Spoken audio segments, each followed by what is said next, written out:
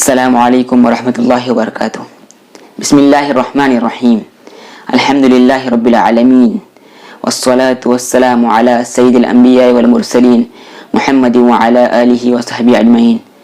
نوجوان ساتھیوں، بھائیوں، بزرگوں، دوستوں اور میری ماں بہنوں، سب سے پہلے میں آپ کو عید الفطر کی پیشگی مبارکباد پیش کرتا ہوں، اس لیے کہ آج ہندوستان کے بعض جنوبی علاقوں میں اور خلیجی ممالک میں آج چاند رات ہے۔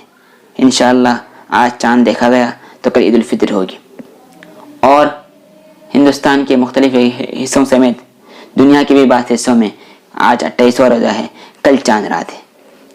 میں آپ کے سامنے یہ کہنے کے لیے آیا ہوں، لوگ آپ کے سامنے مختلف باتیں کہی ہیں عید الفطر کے احکامات کے سلسلے میں، اور عید کیسے منائی جائے، رمضان کے سلسلے میں مختلف باتیں کہی ہوگی۔ میں ان باتوں کو پر یہاں پر تذکرہ نہیں کہوں گا۔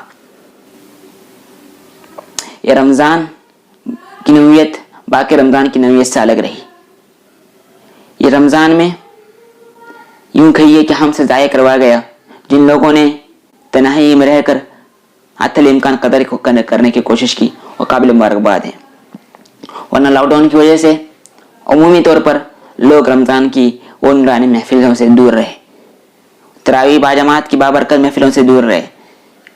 باقی نماز جو ہم فرض نماز جو بیچارے مسلمان عام دنوں میں نہیں پڑھتے، کم سے کم رمضان کے مہینے میں پڑھتے ہیں، وہ بھی اس سال دور رہے۔ مگر اللہ تعالیٰ نے ان کو گھروں میں پڑھنے کا، گھروں میں اپنے اہل عیال کے ساتھ عبادت کرنے کا ایک سنہرا موقع عطا فرمایا۔ جن لوگوں نے اس موقع کی قدر کی وہ قابل مبارکباد ہے، جن لوگوں نے قدر نہیں کی ان کے پاس ابھی بھی وقت ہے، 1 دن 2 دن ضرور بچا ہے، وہ بچے ہوئے موقع کو غنیمت سمجھے۔ بہرحال رمضان جس طرح گزرنا تھا گزر گیا۔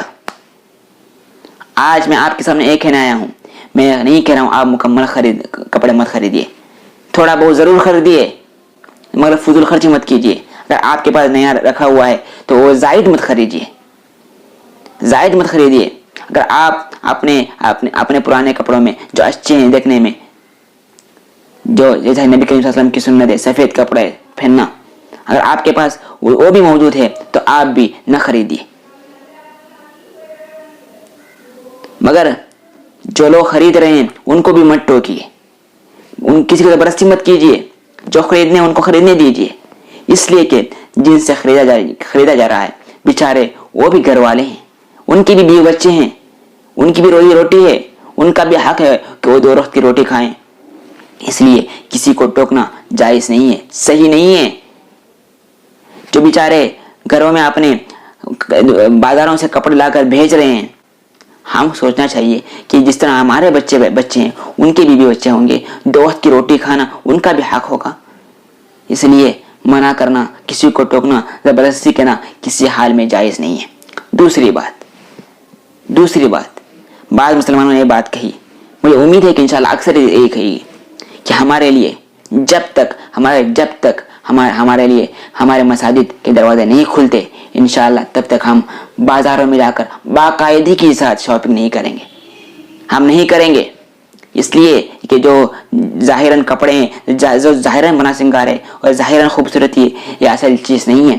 ہمارے لیے ہماری اصل چیز ہماری روحانی تربیت ہے، روحانی خوبصورت ہے، ہماری دعا ہے، ہماری نماز ہے، ہمارے اذکار ہیں، یہ چیز ہمارے لیے اصل ہے۔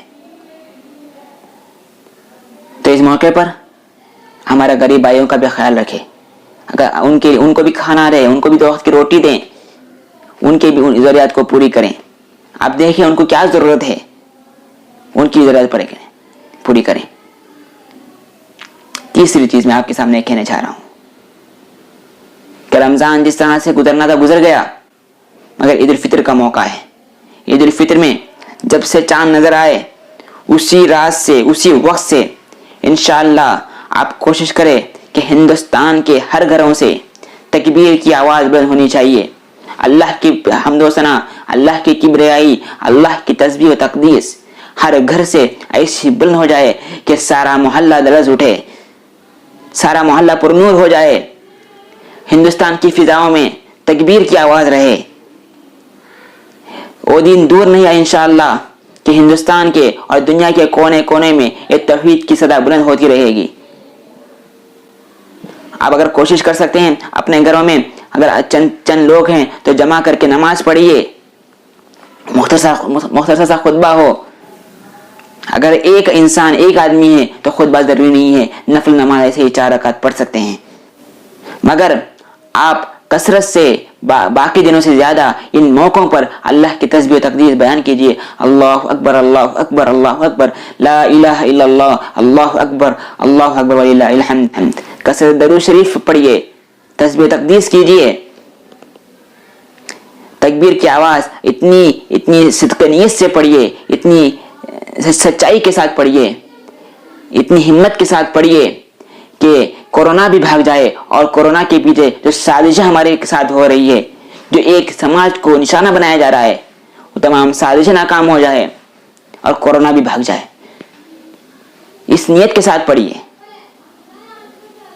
پختہ نیت کے ساتھ پڑھے اور اس نیت کے ساتھ پڑھے کہ انشاءاللہ رمضان کے بعد ہماری ایک تکبیر اولہ نہیں چھوٹے گی، ہماری کوئی نفل نماز نہیں چھوٹے گی، اللہ کے رسول کی کوئی سنت ہم سے نہیں چھوٹے گی. اس نیت کے ساتھ بھی پڑھیے، عزم کے ساتھ پڑھیے کہ ہم اسلام کی سربلندی کے لیے کام کریں گے، اسلام کی سربلندی کے لیے کام کریں گے، اسلام کا کوئی احکام ہمارے ہاتھوں پامال نہیں کریں گے، مکمل شریعت پر چلیں گے، مکمل اسلام پر چلیں گے، شرک و بدعات سے دور رہیں گے، گمراہی کرنے والوں کی گمراہی سے دور رہیں گے، اللہ کے سامنے کسی کو شریک نہیں کریں گے، اللہ سے ڈائریکٹ مانگیں گے. اور ذات بڑی بابرکت ذات ہے، اس کی تسبیح تقدیس سے اللہ بہت خوش ہوتے ہیں. اور ان موقعوں پر تسبیح تقدیس کے ساتھ جب ہم دعا کریں گے تو اللہ بہت بڑے خوش ہوتے ہیں.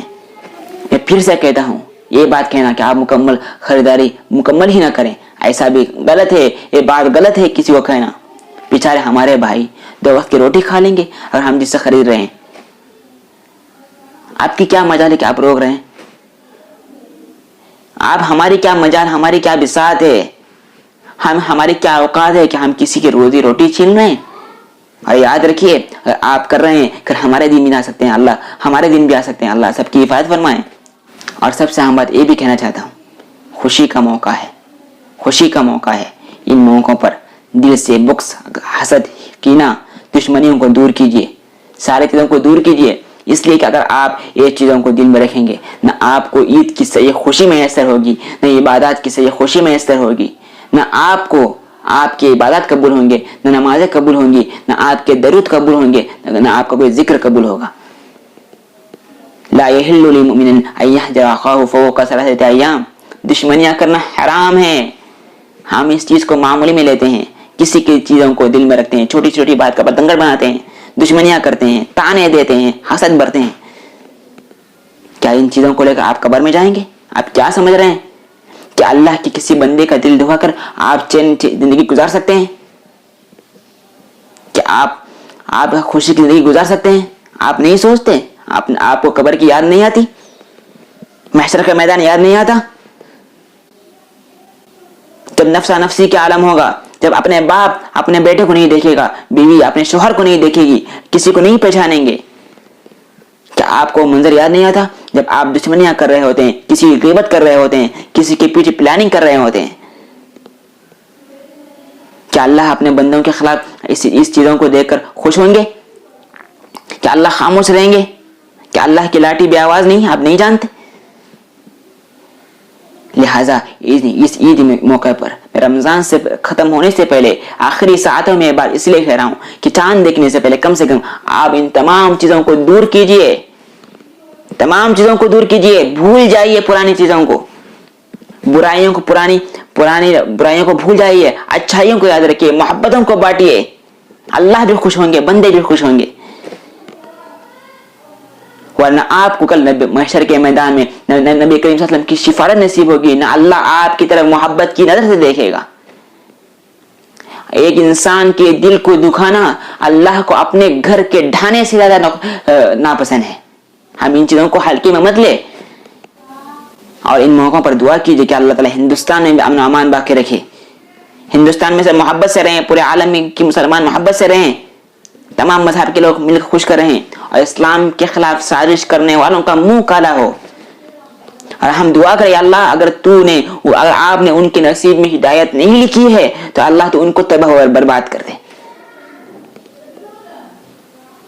یاد رکھو مسلمانوں، ظاہراً آپ کو تو ذلیل کر رہے ہیں لوگ، صرف ظاہراً ہے، آخر کامیابی آپ کی ہے، نتیجہ اچھا آپ کا ہی ہوگا، خاتمہ بالخیر انشاءاللہ آپ کا ہی ہوگا۔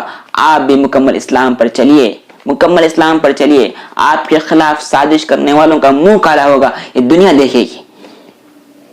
آخر میں ایک بار میں پھر سے کہتا ہوں، جیسا پچھلی ویڈیو میں نے کہا، آؤ تمام میرے بھائیوں سے کہتا ہوں، ایک اللہ کی عبادت کرو، ایک نبی کریم صلی اللہ علیہ وسلم کے راستوں پہ چلو، اسی میں کامیابی ہے، کیونکہ اسلام ہی حق ہے، اسلام ہی حق ہے۔ میں پھر سے کہتا ہوں کہ میرے بھائیوں، اتنی صدق نیت کے ساتھ، اتنے نیک جذبے کے ساتھ عید کے دن آپ اللہ کی کبریائی بیان کیجئے کہ پورے عالم میں ہدایت کی روشنی عام ہو جائے، پورے عالم میں ہدایت کی روشنی عام ہو جائے۔ آپ اتنی صدق نیت کے ساتھ تکبیر پڑھیے، اللہ کی تسبیح و تقدیس کیجئے کہ ایوان کفر میں لرزہ طاری ہو جائے، آپ کے خلاف سازش کرنے والوں کے دل میں خوف پیدا ہو جائے، خوف پیدا ہو جائے، اللہ کا خوف پیدا ہو جائے، مسلمانوں کا خوف پیدا ہو جائے، آپ کے خلاف سازش کرنے کی ہمت نہ ہو۔ اگر آپ دیکھ لینا صدق نیت کے ساتھ پڑھیں گے تو انشاءاللہ نتیجہ اچھا ہی ہوگا، آپ دیکھ لیں گے انشاءاللہ۔ اور تمام اپنے ہندوستانی بھائیوں کے ساتھ مل کر رہیے، ایسا کوئی بھی کام مت کیجیے جو ہندوستان کے آئین کے، ہندوستان کے قانون کے خلاف جاتا ہو۔ انشاءاللہ مجھے امید ہے کہ آپ ان چیزوں پر عمل کریں گے۔ اللہ سب سے پہلے مجھے بھی